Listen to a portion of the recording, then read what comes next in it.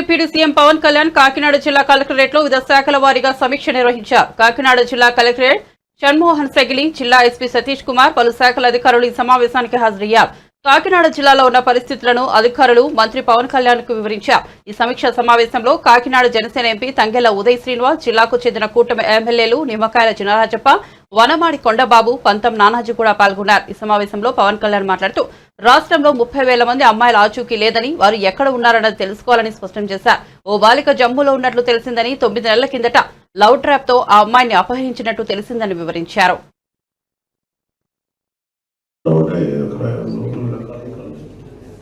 చదువుకుంటూ ఉంటే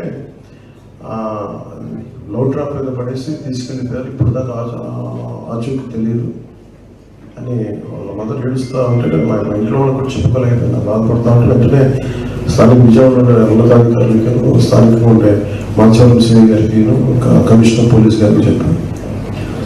బట్ ఎంత అద్భుతంగా చేశారంటే police department, Andhra Pradesh police department, మన విజయవాడ సిపి గారు కానీ అతను పోలీస్ బృందం 48 అవర్స్లో వాళ్ళని పట్టేసుకున్నారు.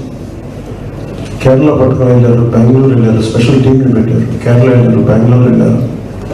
ఫైనల్గా జమ్మూ అండ్ కాశ్మీర్లో జమ్మూలో ట్రేస్ అవుట్ చేశారు. జమ్మూలో ట్రేస్ అవుట్ చేసి ఈ రోజున వెంటనే మనం ఆ టీం వెళ్ళే లోపు ఈరోజు ఇప్పుడు మన ఆంధ్రప్రదేశ్ పోలీస్ వీళ్ళని వచ్చేపాటికి బట్ ఇది మీద జమ్మూ అండ్ కాశ్మీర్ పోలీస్ ఆ అమ్మాయి ఎక్కడున్నా వెళ్ళి పట్టుకుంటే అమ్మాయి ఫోన్ కూడా మార్చేశారంట. ఈ న్యూస్ ఎప్పుడైతే వాళ్ళ మదర్ నాకు ఇది ఇచ్చారో, ఇట్లా నా దృష్టికి తీసుకొచ్చారో, అది వెంటనే వాళ్ళు అబ్బాయి అలర్ట్ అయిపోయి తీసేశాడు. అమ్మాయిని బాగా ఇబ్బంది పెడుతున్నారు, వచ్చేస్తాను అంటే వాళ్ళు అబ్బాయిని కూడా చెప్పింది, విన్నది మీకు వాళ్ళ చేత తెలియజేస్తాను.